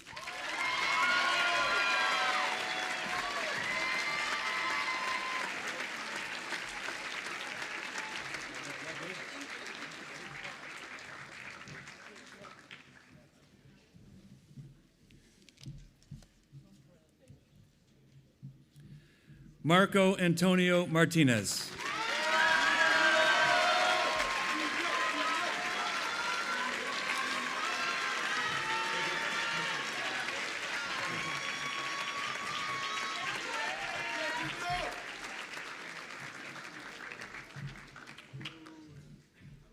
Eleanor Alice Mayer.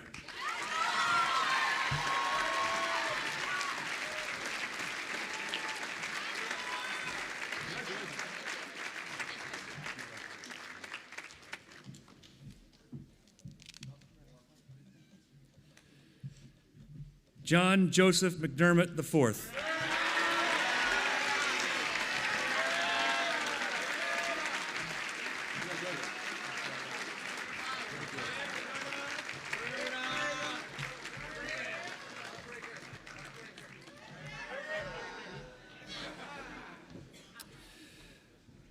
Marcos Francis Joseph Montiel.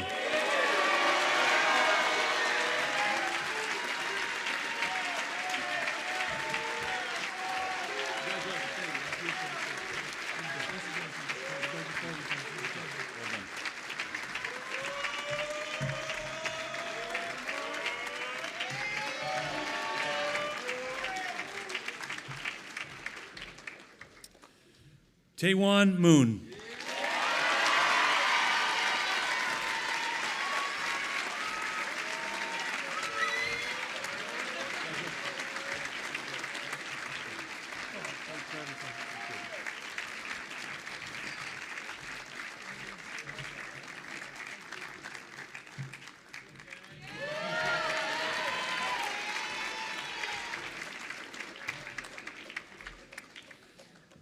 Samuel Robert Moore.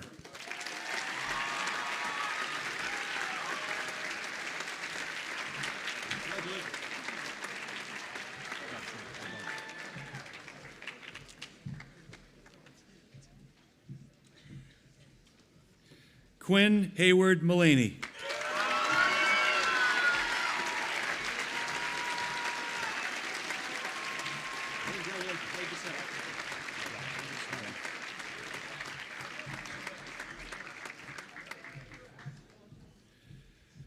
Grace Ann Murphy.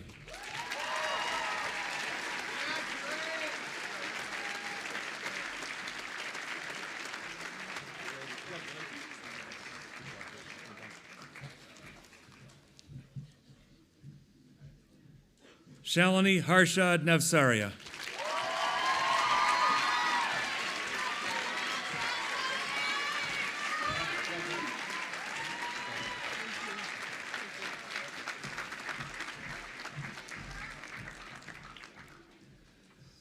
Elizabeth Pace Nicholson.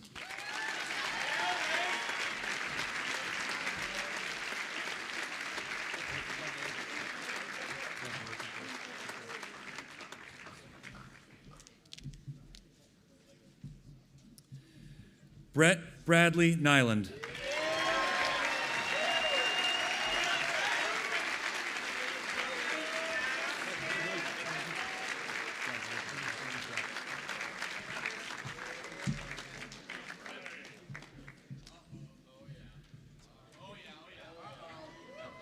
Fru Akongna Nkimbang.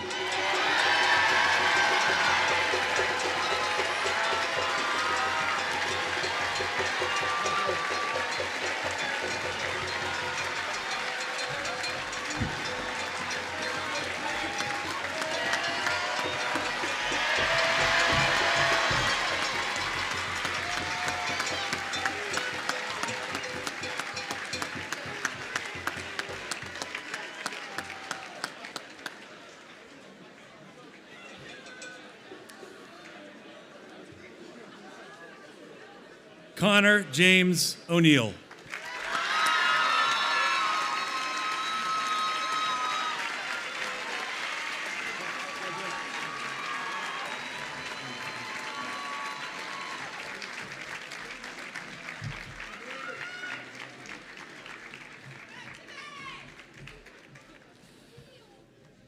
Deborah Motunrayo Olajamoka Ifiolawa Titilayo Olauye.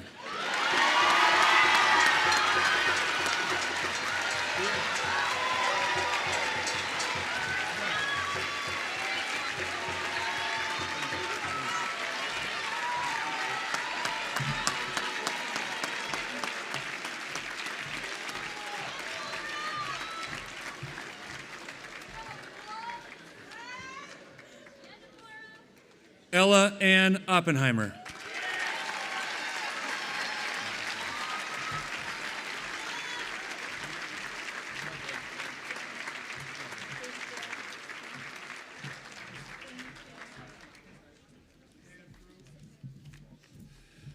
Mulette Akinyi Otieno.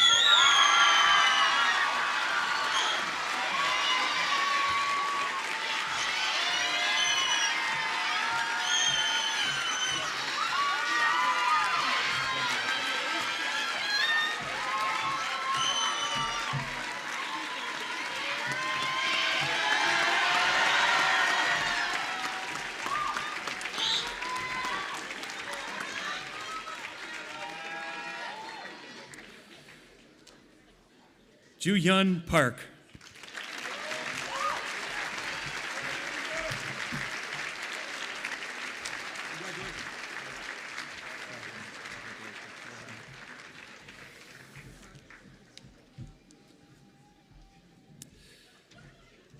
Virginia Wade Perry.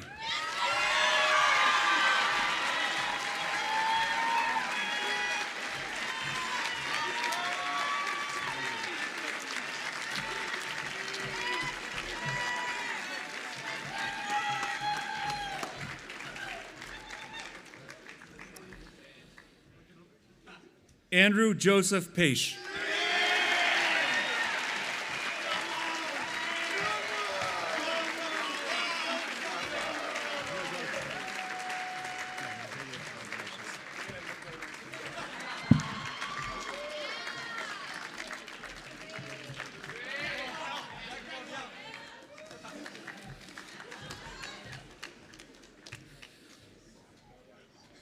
Maria Nicole Pierce.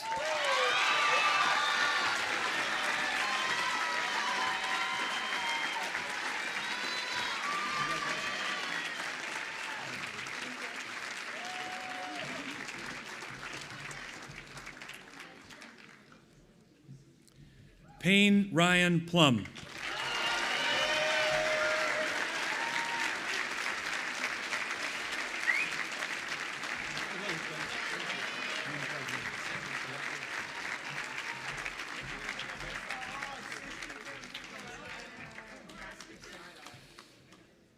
Charles Robert Powers.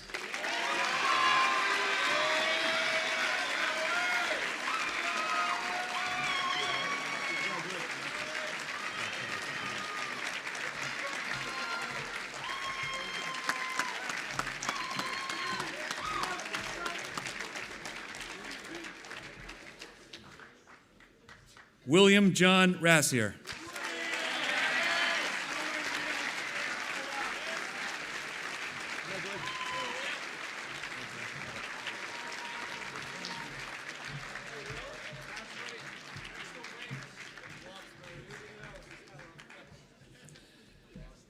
Daniel Abel Reyes.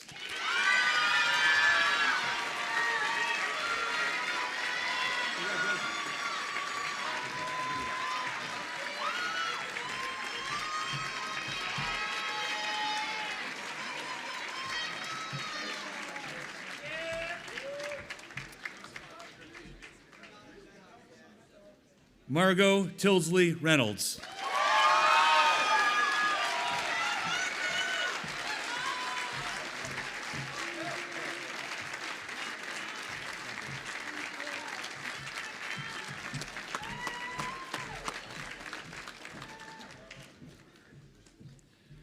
Morgan Marie Rochefort.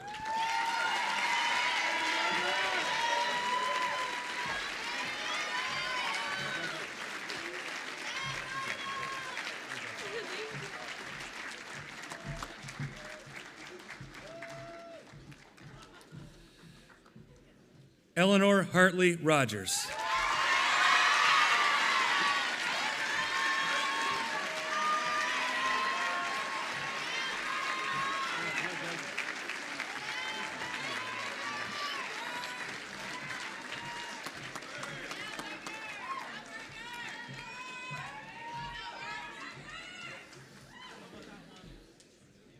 Evan Palmer Sachs Sulhanick.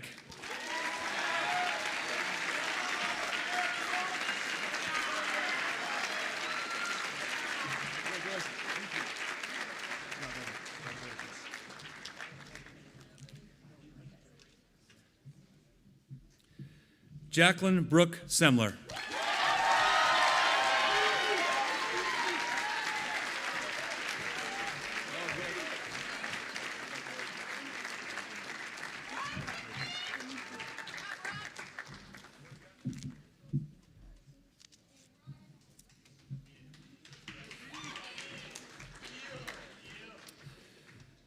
John Carr Shostrom.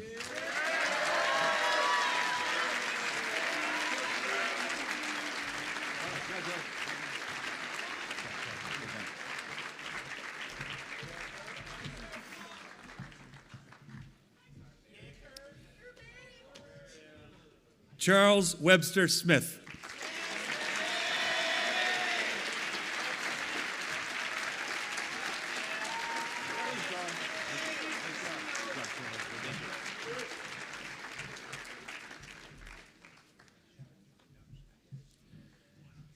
Connor Marston Spear.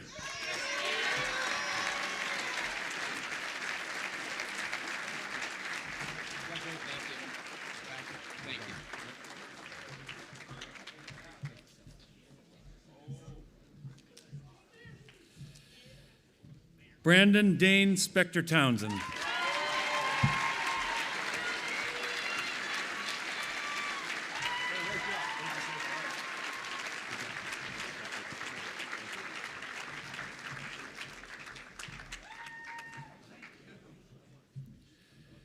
Zebediah Stephen Robert Stewart.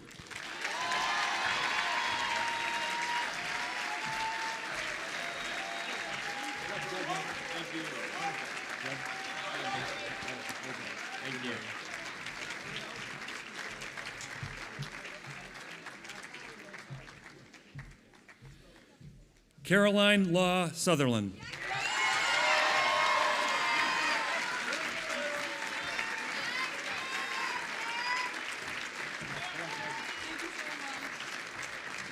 Thank you so much. Thank you.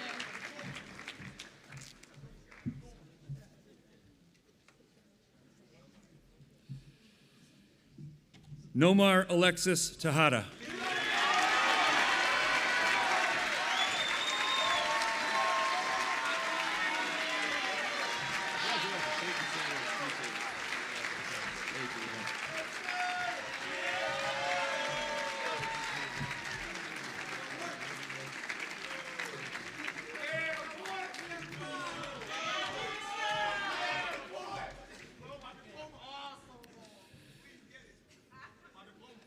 Benjamin Brewer Walton.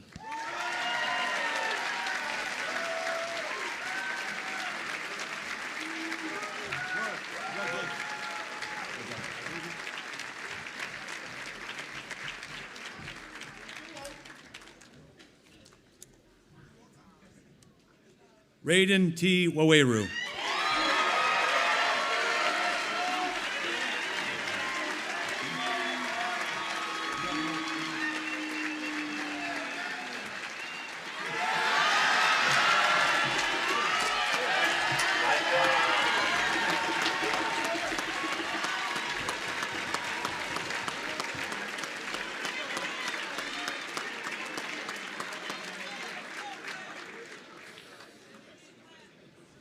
Courtney Eve Webb.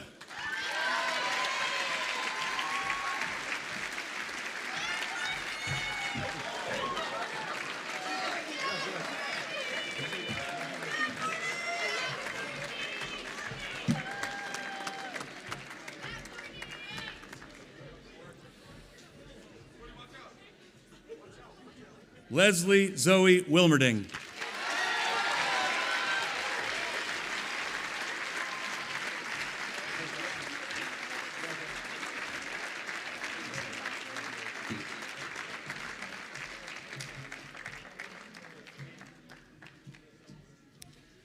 Evan Nicholas Worth.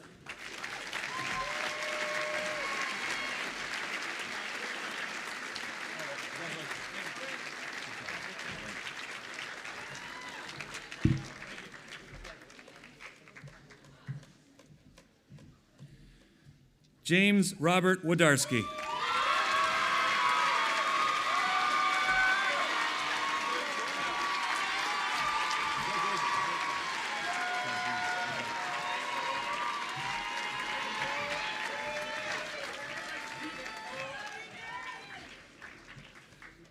Alejandro Daniel Felipe Wolper.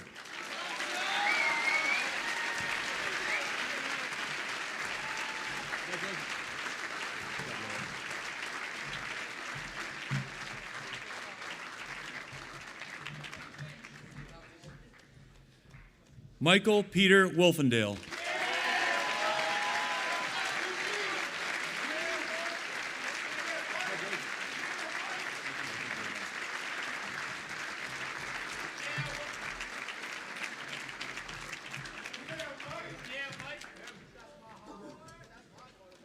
Preston Ewantat Wong.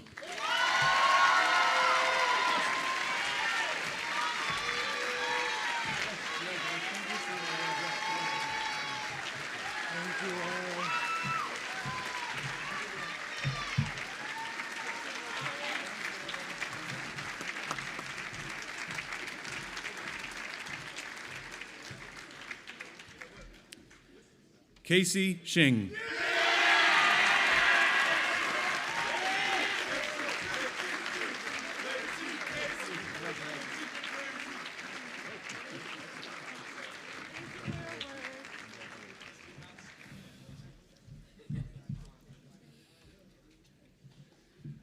Otar Zaldistani II.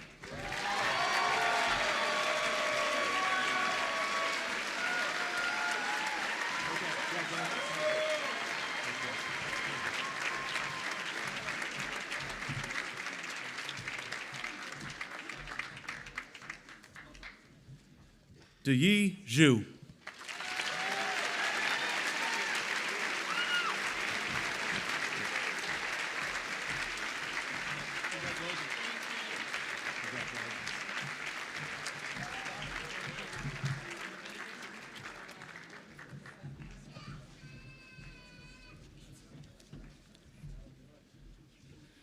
Okay, at this time, I would like to invite the Reverend James D. Chapman forward to give the benediction.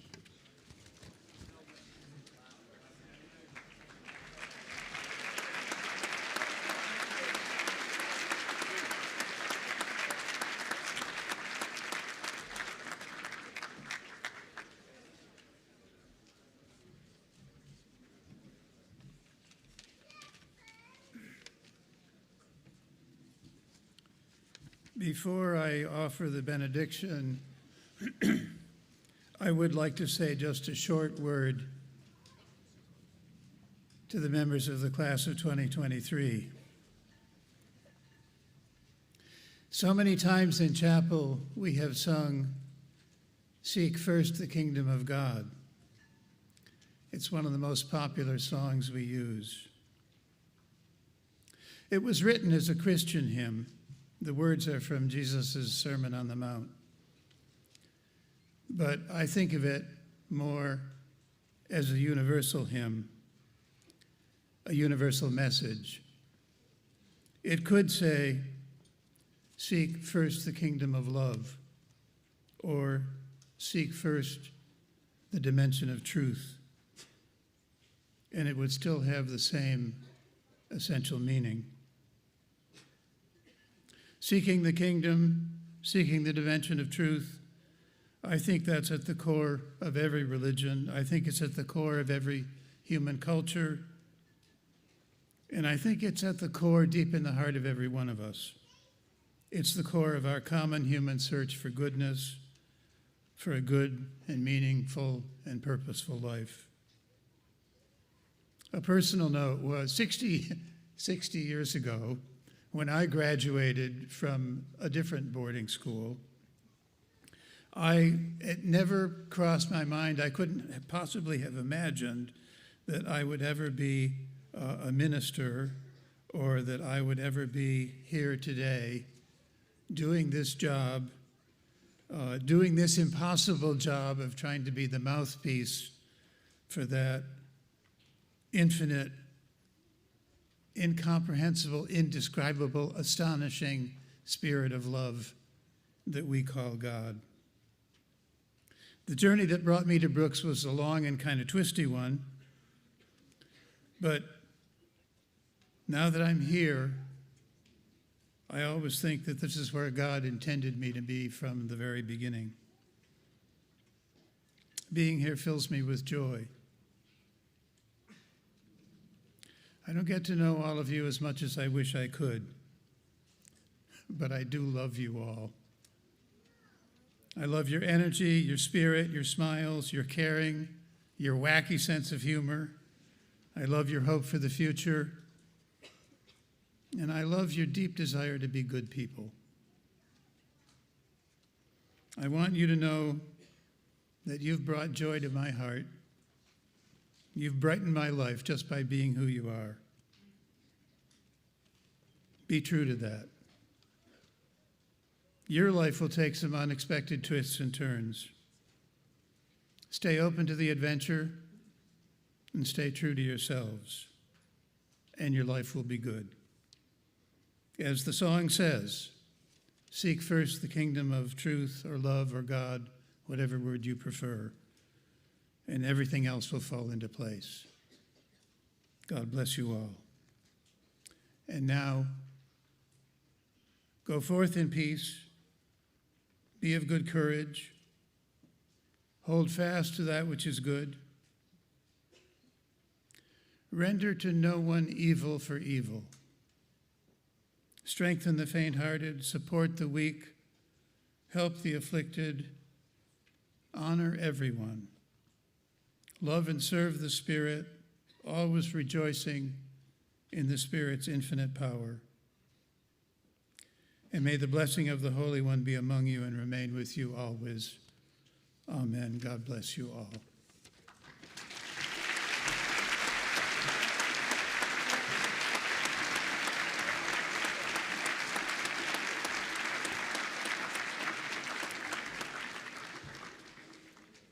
Thank you, Mr. Chapman.